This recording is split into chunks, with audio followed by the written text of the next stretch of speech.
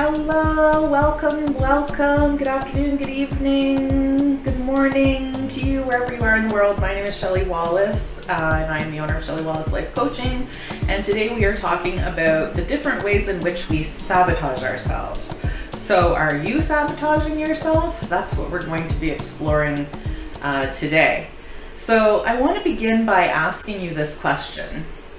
Did you know that human beings are the only species that possess the single most powerful resource on the planet? And every single one of us has this resource within us. So can you guess what it is? If you guessed your imagination, then congratulations, you are right. So take a moment and give yourself a pat on the back. Yay you! So one of my favorite quotes from a thought leader named Bob Proctor goes like this: if you can see it in your imagination, you can hold it in your hands.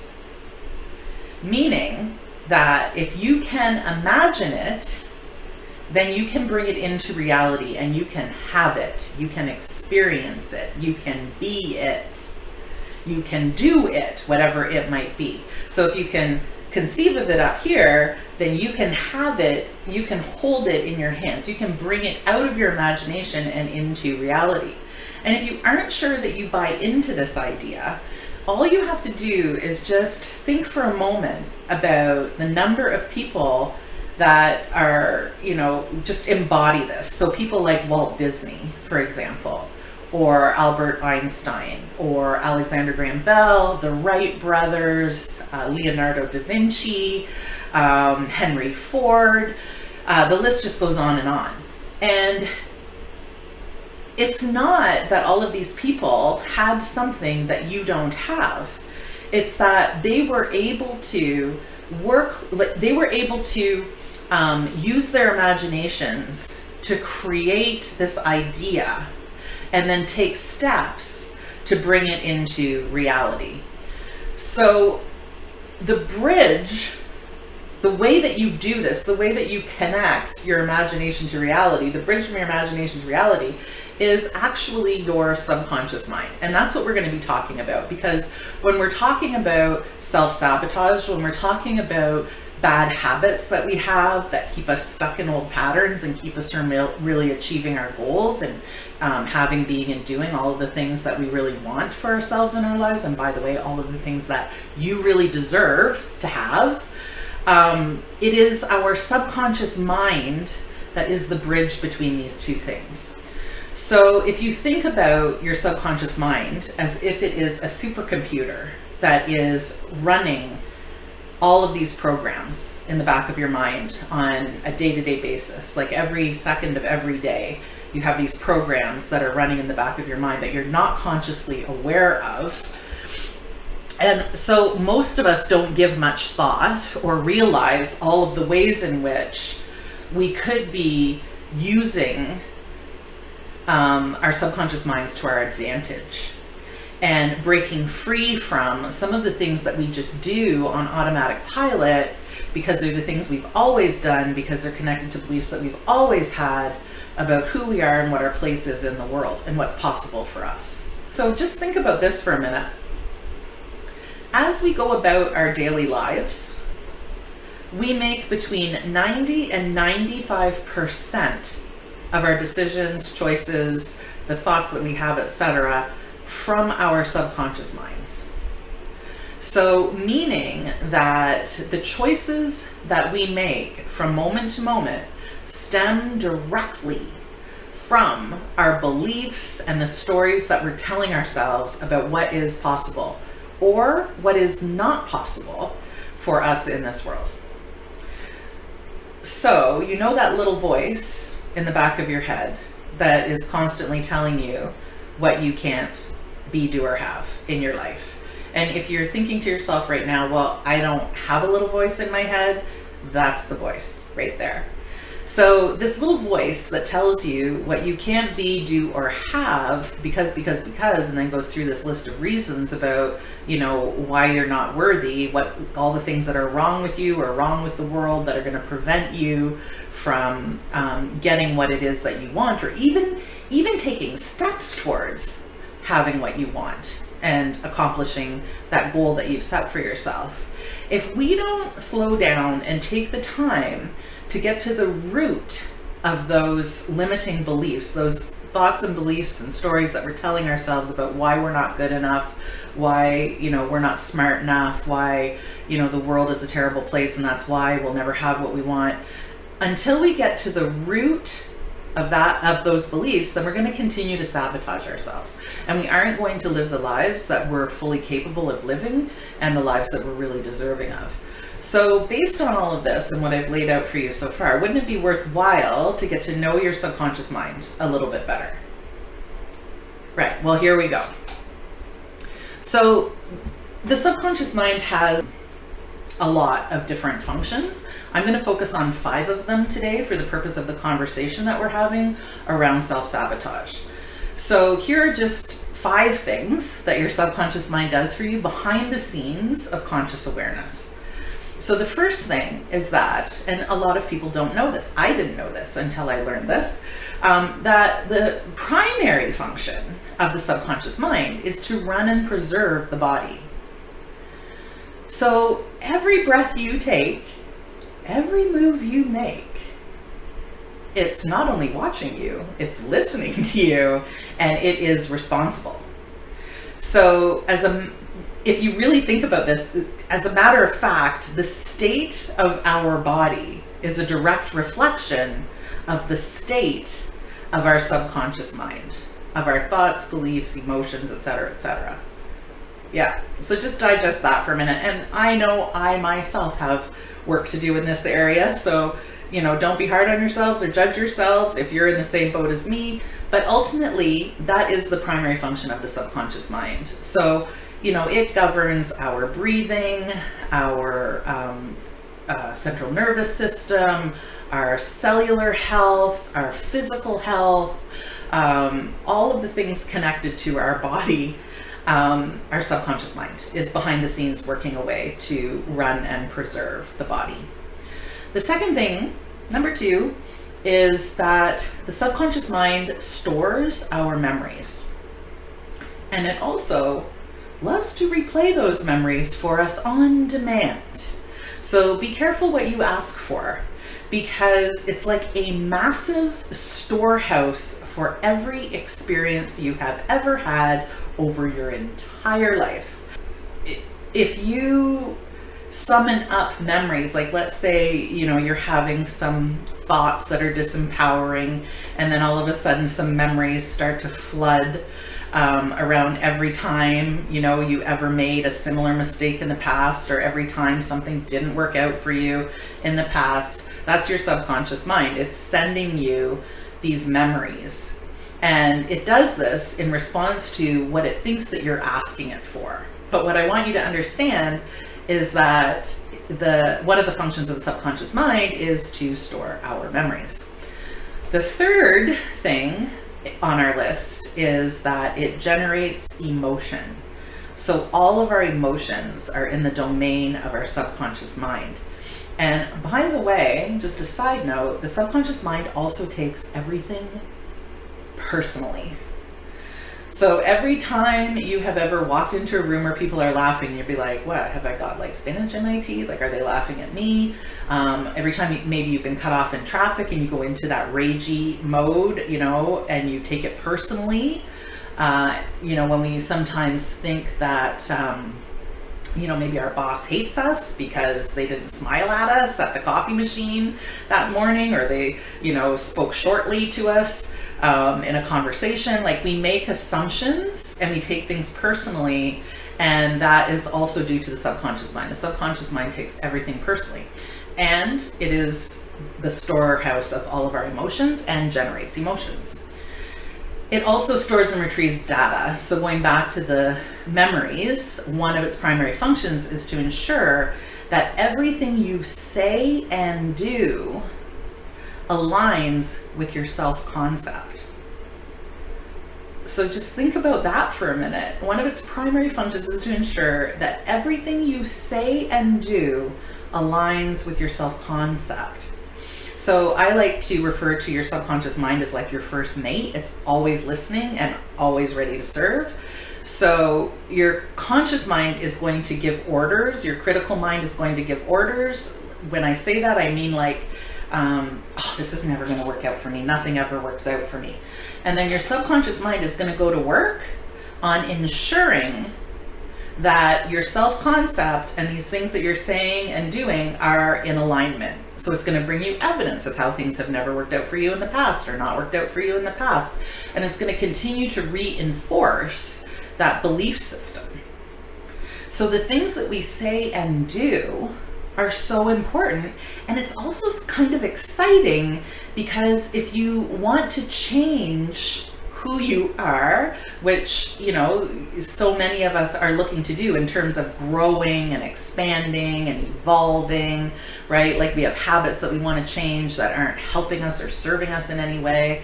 That we want to be really consciously aware of what we're saying and what we're doing, because those things are going to reinforce what we get in return in terms of our experience in life. So super, super powerful to be aware that we create our reality with the words that we speak. So we are speaking into reality, literally, what is possible or not possible for us. So then I could get into a whole other conversation around this is why it's so important that we surround ourselves with people who we can have conversations with about what's possible for us, not about what is not possible. So, you know, when you have those relationships where there's a lot of negative talk, whether it's negative talking about other people, negative talking about the world, negative talking about our life experiences, and believe me, I've had these conversations too. But once you become consciously aware that your subconscious mind is listening to everything you're saying, and it's also recognizing the thoughts that you're having as well. And so it is going to go to work to align your self-concept with all of those things. And then what happens is we then begin to act in ways that actually bring us what we don't want instead of what we do want. So I actually do workshops on this. This is a whole topic all onto its own. But I think it's really important to have an understanding of that if you're trying to make a change and you're wondering why you keep going back to those self-sabotaging behaviors. It's like, oh, like, why do I keep turning to chips, thinking chips have the answer for why I'm feeling so crappy, right? Why do I keep going back to these behaviors that I know are not serving me in any way, shape, or form? Well, this is all why. So here are five points to consider about how your subconscious mind works and why we revert back to old ways of being and doing things, because that's our comfort zone. And so on the topic of comfort zones, the fifth thing is around your subconscious mind stores all of your habits and all of your beliefs. So it knows your comfort zone. It knows your comfort zone, and it wants to keep you safely confined within your comfort zone. Because don't forget, its primary function is to run and preserve the body. It wants to keep you safe, and it can't always discern real danger from imagined danger, which is why it's so important that we're using our imagination to our advantage and not to our disadvantage, which is what we most often do. So what it does, what your subconscious mind will do is if you're making a change, like you've just started your new health regimen, or you're looking to find a new job, make a career change, leave a job, move somewhere else, take a course, start a hobby, whatever it might be. If there's a perception by your subconscious mind that you're straying outside your comfort zone, then what it's going to do is it's going to start to generate emotions, because that is its other function, one of its other functions, like fear, guilt, shame, anger, sadness, all the things, when it senses that you're straying away from your comfort zone. And it wants you to return to your old patterns, because that is where you feel the safest and the most comfortable, even though some of these habits might not be good for you at all. That's just the way it is. So it's an impressive list so far, isn't it? And I barely scraped the surface here with these, but these are, I think, really relevant to this concept of self-sabotage and why we sabotage ourselves, why we go back to our old ways of being. So one more thing, guess what else is cool about the subconscious mind? The subconscious mind is 1 million times more powerful than the conscious mind. And why does that matter? Why is that important? Well, most times when we try to make change, we go into the change in our conscious mind. And we use willpower. We think, okay, I'm just going to think my way through this. Logically, I know that I need to release weight. I know that I need to exercise more. Know that I need to eat healthier. And so I'm just going to do it. Like I'm going to exert willpower. I'm going to stick to it this time. And then our conscious mind, goes about planning things. We go about planning things and so on. But because we have not engaged our subconscious mind, what tends to happen is we wear ourselves out. We get tired, right? Because it's a lot of effort to make a change only from the conscious mind. So we get tired, and then we're like, oh, I'm just going to give myself a break today. And then boom, you're back in that comfort zone, and your subconscious mind and all of those limiting beliefs come back. And then you're like, oh, I just can't be bothered.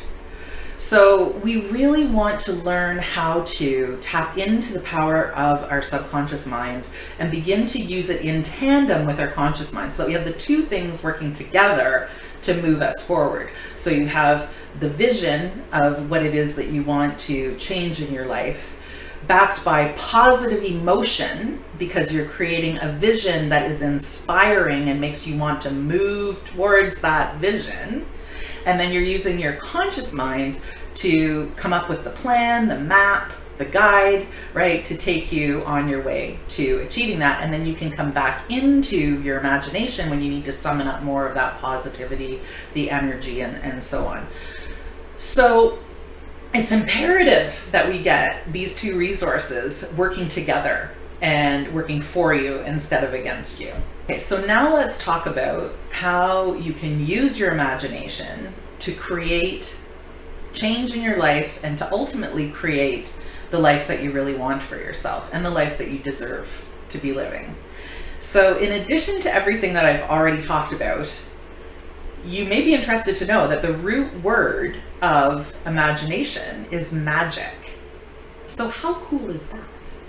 So this means quite literally that you have the power to create magic in your life whenever you choose. And when we were children, we were able to do this with so much ease. Like we spent, when you think back on your childhood, we spent the majority of our time daydreaming, role-playing, creating stuff, trying new things, building stuff, visualizing ourselves as superheroes, superheroes like teachers, nurses, and then actual, like the cartoon superheroes, Superman, Wonder Woman. I could date myself and say G-Force, but a lot of you wouldn't even know what I was talking about. Anyway, essentially, we spend most of our time in our imaginations when we're really young. And we create most of aspects of our life from our imagination until we get older. And then as we get older, we become conditioned to suppress our imagination so that we can learn how to get by in the real world, because we're beginning to learn how the real world works, and we adapt to the environments that we're put into. Daydreaming becomes really discouraged. We've let go of so many of the creative classes, right? Or they've been limited. So art and music and, all kinds of different things that really help us tap into our imaginations get less emphasis than the things that put us in our conscious minds and keep us in our conscious minds. And then of course there's also expectations placed upon us by our families and by society as a whole. So sadly, what happens is we begin to focus on these other things, we may move away from using our imaginations, and we forget how it feels to experience the magic that's within us through our imaginations. We don't lose it, we don't lose our imagination, but we do forget how to use it, or worse yet, we use it against ourselves. We use it to create stories about everything that could possibly go wrong, right? Or we use it to create worst case scenarios. We tell ourselves that things won't work out, and we can create some pretty elaborate and convincing stories around why we shouldn't make that change, why it's not going to work out for us, why we're not worthy of that, why it's not possible for us. And so we will use our imagination in that way, and it will hold us back and keep us stuck in our old ways of doing things, because our subconscious mind picks up, right, on what we're seeing in our imagination, the stories that we're telling ourselves, because don't forget, it's like your first mate. It's always listening and always ready to serve. And so it's going to go to work right away to bring you evidence of everything it is that you're conjuring up. So what was in the latest news headline around, you know, something that reinforces your belief about the world being a very scary place, or a memory of that time that you screwed something up that connects to something that it is that you want for yourself. Like, you know, when we go to start a health regimen, and then all of a sudden we're remembering every single one we've ever tried and that it didn't work, and we get discouraged and we quit before we even start. So we want to be thinking about that, right? Like, what are we programming our subconscious mind to?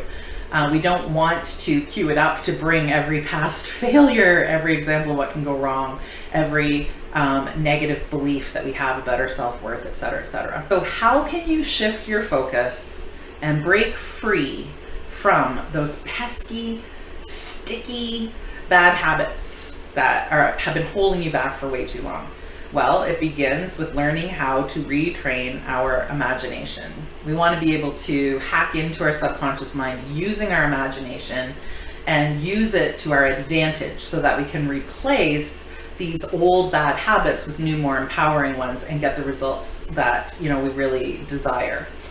So one way that we can do this, there are a number of ways that we can do this, and I'm going to talk more about those in future blogs. Of course, as a hypnosis practitioner, hypnosis is a very powerful way to tap into the power of our imaginations and into the power of our emotions, so that we can speak directly to the subconscious mind and pull out some of those stories and limiting beliefs, you know, that we've been hanging on to for too long, and yank them out by the root and then replace them with new, more empowering suggestions. And I am going to be devoting a blog to hypnosis all on its own. But for today, this is something that is connected to hypnosis, but it's something that you can do immediately in your chair right now as you're watching this video. So it's visualization, and really it's as easy as breathing. So breathing is actually a really good place to start. So what I want you to do right now, if you are willing, this is your mission, should you choose to accept it, is just to sit up nice and straight in your chair. And make sure your feet aren't crossed, they're just planted firmly on the ground, and your arms are not crossed, they're just resting at your sides. And also make sure you have a pen and paper handy for when you're done watching the video. But what I want you to do for now is just sit up nice and straight in your chair, get yourself nice and comfortable, nothing's crossed. Go ahead and close your eyes. Go ahead and close your eyes.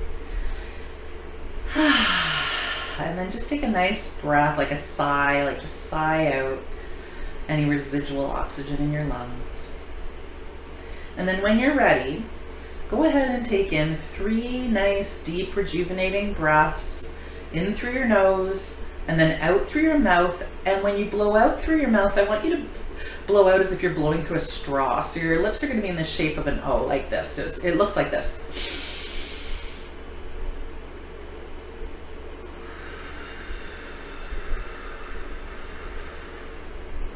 So you're just getting that nice slow release of oxygen. So take in another nice deep breath through your nose. Hold it at the top until you feel a little bit of tension. And then release as if you're blowing out through a straw. Go ahead and do that another 2 times.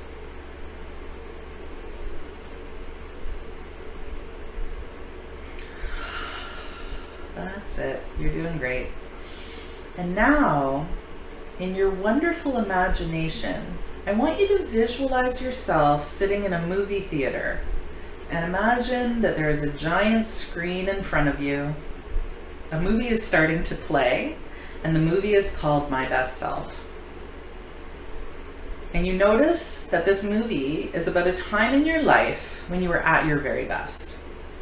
So this movie is about a scene in your life, a memory that you have of a time when you did something well. Could be something that you excelled at, could be something that you hit out of the park, that you're incredibly proud of, or it could just be an accomplishment that you feel really good about. Now just put that memory up on the screen and just let the scene unfold. This is a time in your life when you really succeeded at something. So watch this play through from the beginning to the end of the scene. And notice what you're doing. Notice where you are. Make it a vivid memory. Who's with you? What do you see? What do you hear? What do you feel?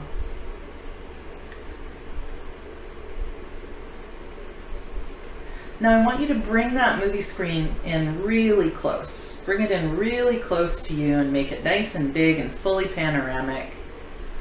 And then what I want you to do is see yourself getting up out of your seat and stepping into the screen and becoming one with you in the movie.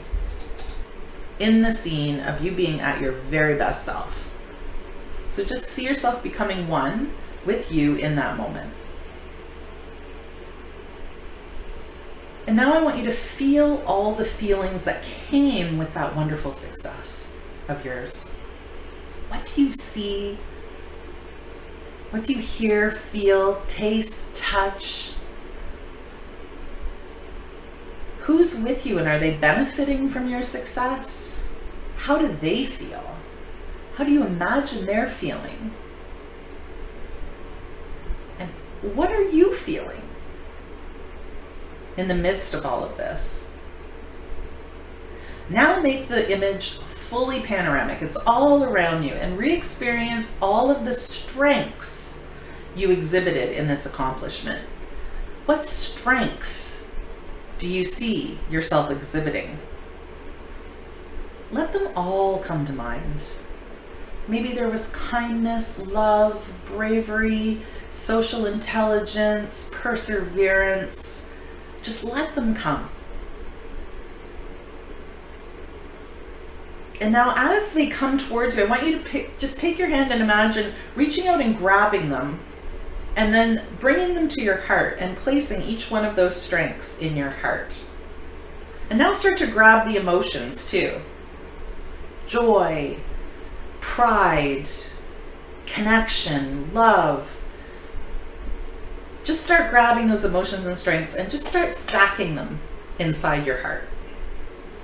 Stack them one on top of the other. Bring them all in. Bring them all into your heart. And now let yourself feel those emotions, knowing that you did this, that you are capable of this and so much more. You are capable of doing anything you set your mind to. Just bask in those emotions for another moment, knowing how amazing you were in that scenario and how amazing you are sitting in that chair right now in this moment today. And then when you're ready, go ahead and just give your knees a little pat, wiggle your fingers and your toes, give your head a little pat, bring yourself back into reality, flutter your eyes. Say, thank you, heart. Thank you, heart, for helping me to re-experience that moment and all of those feelings. And then before you lose touch with this lovely feeling, go ahead and push pause on the video now and jot down what feelings came up for you and what strengths do you remember yourself exhibiting in that scene. So go ahead and push pause and jot those down now. All right, so welcome back from this incredible motion picture you just directed and created in your imagination called My Best Self. And keeping this in mind, you can follow a similar path to visualizing an outcome that you desire that has not happened yet. We call this a future memory. So you just re-experienced a past memory. Well, you can create a future memory for yourself that is based on any change that you're looking to make in your life. So if the change, let's go with something really easy, like you want to start walking every day, right? So you're going to go into that place. You're going to take those deep breaths and you're going to, go into your imagination and you're going to put a movie up on the screen, My Best Self, me walking every day, whatever you want to call it. And you're going to visualize yourself doing that thing with success. And you're going to imagine what strengths you're using. Maybe it's perseverance, maybe it's self-regulation because you're getting up early to walk every day. So you're seeing yourself doing those things, exhibiting those strengths, and then how it feels to actually be doing the walk and how it will feel after. So you use your imagination to create a motion picture in your imagination of you doing these things, and you create a future memory. And this is how we engage our imagination and begin to use it for our good. And in the process, we're summoning up powerful and empowering emotions that are going to push us in the direction of the change that we're looking to make, because emotions are incredibly powerful right alongside with your imagination. So you use your imagination to your advantage. You put into your visualization, who you want to be, how you want to feel, what you need to do, what you will have as a result. I'll have a stronger body, a more fit body. My heart will be healthier. Maybe I will release some pounds. And you put all that into the visualization as well. If there are people that are supporting you along the way, you put them in there as well. And you make it as vivid and panoramic as it needs to be so that you are summoning up really empowering emotions. So like anything, visualization is a skill that needs to be practiced. But the good news is it's incredibly easy and it's so pleasurable. Like you can do this anywhere, anytime. You just need to become disciplined about carving out time to do this. So when I work with my clients, we put this into their daily schedules so that they are literally planning time to do some visualization. And all of them report that they just feel amazing doing it. And the good news is if you choose to do it in the morning, you don't even have to get out of bed to do this, right? You can set your alarm a few minutes earlier and you can do a visualization. Your mission, should you choose to accept it, is to daydream more frequently and to daydream vividly. And that is going to get your imagination and your subconscious mind working together to get you on track. You just took the time to do this visualization. I want to say congratulations on taking action, because it's one thing to, listen to personal growth material or to read it, but to actually take action is hugely transformational. So well done and congratulations you. And I would love to hear your thoughts and feelings on this. Like, how did it feel when you were in the visualization? And then how did you feel afterwards? So please feel free to comment below, email me. And in my next blog, I'm going to be sharing some more powerful steps that you can take to retrain your imagination and use it to break free from bad habits that are holding you back. So be sure to stay tuned to your email. And if you are not already part of my email community, go ahead and hit the link and join, because when you join, I will send you 3 gifts. They are 3 very easy to implement activities that will make you feel like $1,000,000. Like, honestly, they will boost your happiness, boost your energy. They're fun. They're all about self-awareness, and they're right in line with what we were doing today. As a matter of fact, if you're somebody who sometimes struggles to see your strengths, one of the gifts in there is a strengths assessment. So you can go through the assessment and it will tell you what your core strengths are. So how cool would that be? So be sure to sign up for my email list, and I will see you next time. Bye.